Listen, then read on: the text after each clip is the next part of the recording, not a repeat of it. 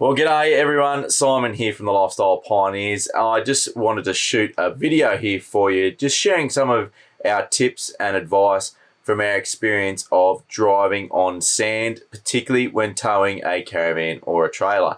So we've done over 45,000 Ks now, touring around the country, and we've done a fair bit of driving on sand. Sand isn't always going to be on the beach. Obviously, that's the first thing most people think of when they think of sand driving, but we've also come across it obviously in some of the desert regions of Australia, as well as some riverbeds. We've been caught out a few times before. If you've watched our YouTube episodes, you might have seen where we've been stuck before in sand in dry riverbeds. Now, driving a vehicle on sand can be a pretty daunting experience, particularly on the beach, because obviously you've got the tides and things like that to worry about, and salt water can be a little bit scary, but it's certainly achievable. It is something that you can do, but you do have to take some precautions and obviously assess the risks. So that's my number one tip, is to make your own assessment of the risks involved when it comes to driving your rig onto the sand. Obviously, the chance of getting stuck is always going to be there, and it's going to depend on your own skill level, your own experience, and your vehicle and caravan setup, whether you feel comfortable or not proceeding. So that's the first one I'd say, is always make your own assessment of that. Something to keep in mind when you're making that assessment is that cool conditions and moist or wet sand is always going to be easier to drive on than hot, dry sand. So if possible, it's always better to drive earlier in the day when the sand hasn't heated up yet. By the time it gets into the afternoon, in most scenarios, the sand is going to be hot and dry, and it's definitely going to be more difficult to drive on. Now, obviously, the number one thing you want to consider when you're on beaches is tidal movements. Make sure you know what the tides are doing. Make sure you know that the area that you're traveling to, that you're going to be able to get to where you want to get to with the tidal movements, because that's the number one thing that catches people out. And the last thing you want to do, if you do happen to get stuck, is be stressing about a tide coming in and taking away a vehicle. It does happen. We've all seen it. So that's the number one thing. You always want to be traveling, obviously, on a falling tide if possible, and make sure that you've got plenty of time to get to the place you want to get to, so that if you do get stuck, you've got time to get yourself out. What's going to make the biggest difference to your ability to drive on sand is going to come down to tire pressure. Now, that doesn't make it a difference if we're talking about river sand, desert sand, beach sand. Tire pressures are absolutely crucial, and it's the thing that people get wrong the most.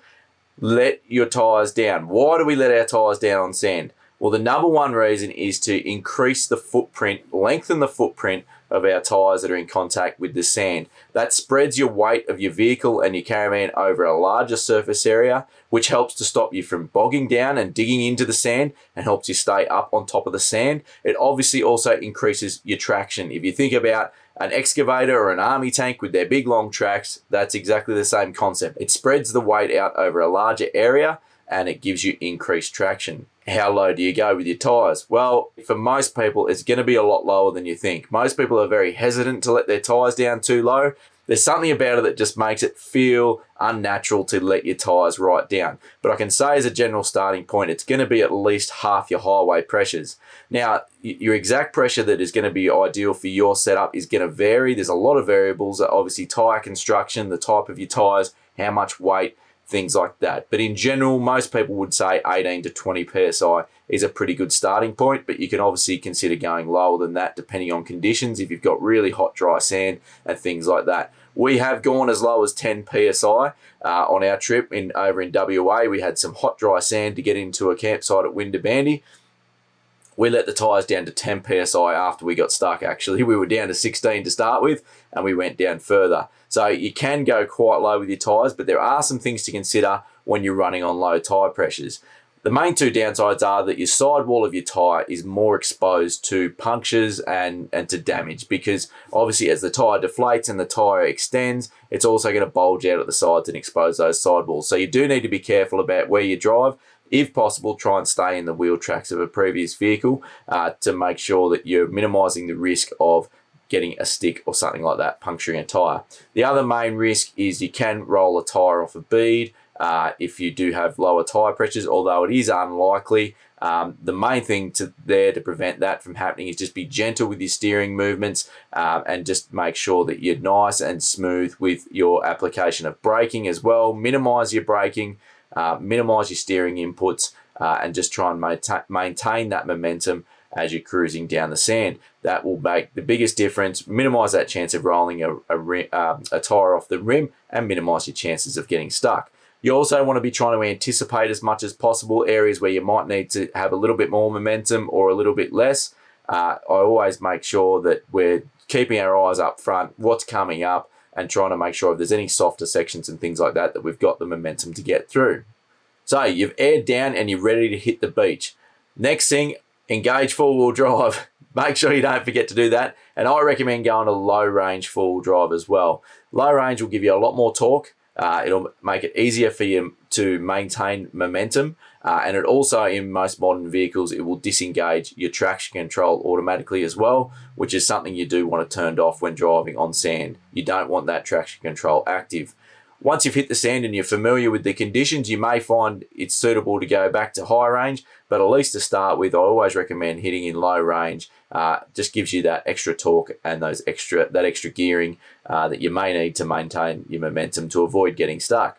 Now, the next thing before you hit the sand is to make sure you've got your recovery gear sorted. The number one piece of recovery gear you can have is a good, decent shovel. I always carry a long-handled shovel. It's by far the best for clearing sand from around the tires and around other parts of the vehicle that may be getting stuck on the sand. If you do happen to get stuck, they're extremely versatile. Highly recommend carrying a decent longhand shovel.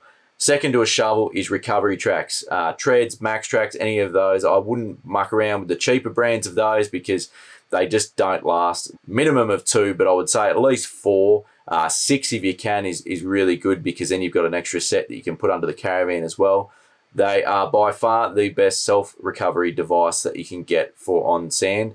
I wouldn't travel on sand without having a decent set of recovery tracks.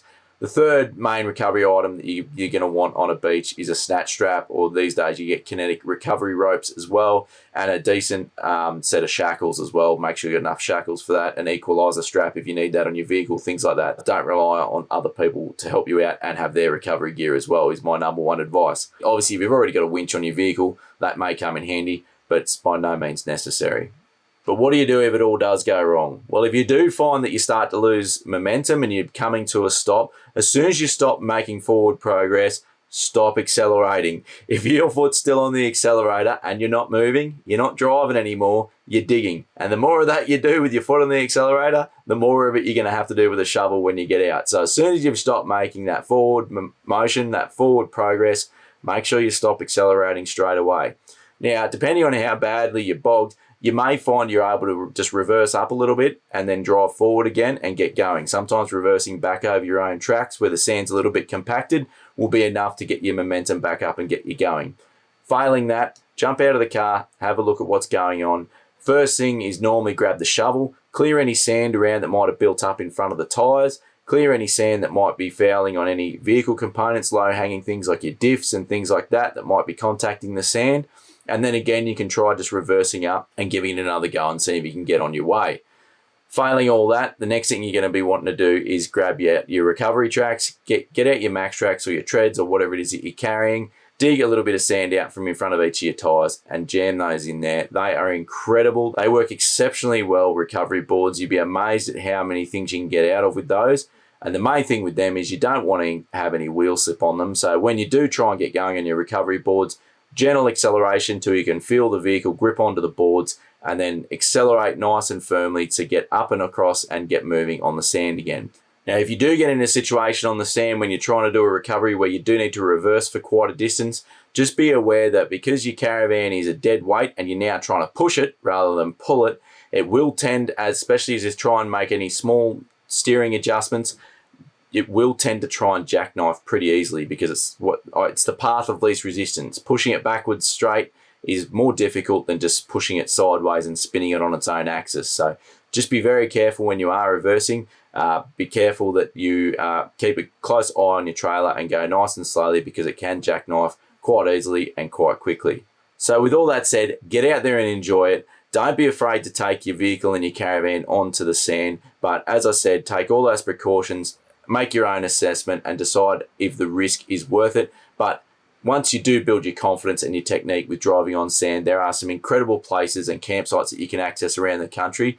Build your confidence up and just get out there and enjoy it, guys, because it's a fantastic country out there, and you can access, as I said, some incredible campsites and some brilliant places around this country. So get out there and enjoy it, guys. Hope you enjoyed this one. Hopefully it helps you out. And as always, we'll see you in the next video. Cheers.